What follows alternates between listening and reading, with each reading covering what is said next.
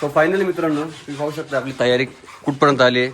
आपल्या जवळजवळ सर्व फ्लेक्स लावून झालेत. अजूनही 4-5 आहेत. गणेश, उमेश, जय, ललेश, बाळा, दीपक भाई सर्व आहेत. सध्या सकाळी चाललं. आज शिवरात्रीचा दिवस आहे. आज कुणीही कुठेही गेलं नाही आहे दर्शनासाठी. तर पहिलं आपल्याला आपलं काम पूर्ण करायचं आहे, कारण आपले अवघे 2-3 दिवस राहिलेत.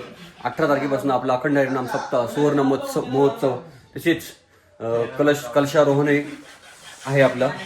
सो लवकरात लवकर आपण काम पूर्ण करूया. आणखी खूप काम बाकी आहे. तो व्हिडिओ कंटिन्यू करा. तुम्हाला आमची तयारीचा जो अनुभव आहे तो तुम्हाला नक्की पाहायला मिळेल.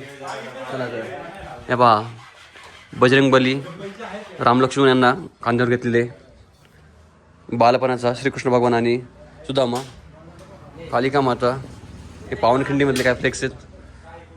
इथे ज्ञानोबा माऊलीन ते बसलेले भिंतीवरती. मित्रांनो, पावनखिंडीमध्ये मुघल दाखवायचं आहे. तो एक शर्ट घातला आहे, त्याला 4 बाजूने शिवलं आहे याच्यावरती गोष्टीवरती.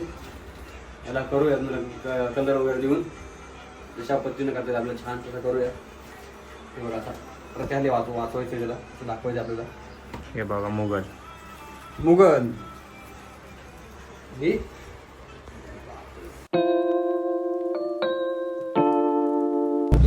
हो मित्रांनो, आता झेंडे लावायसाठी आम्ही चाललोय हायवेला.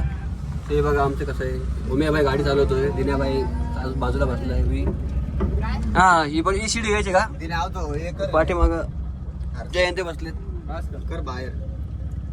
तो जाऊया आणि पटापट झेंडे लावून. एवढी बारीक शिडी मित्रांनो, खूप झोप येते. झोप झाली नाही रात्री. टाकून आले तरी झालं असतं.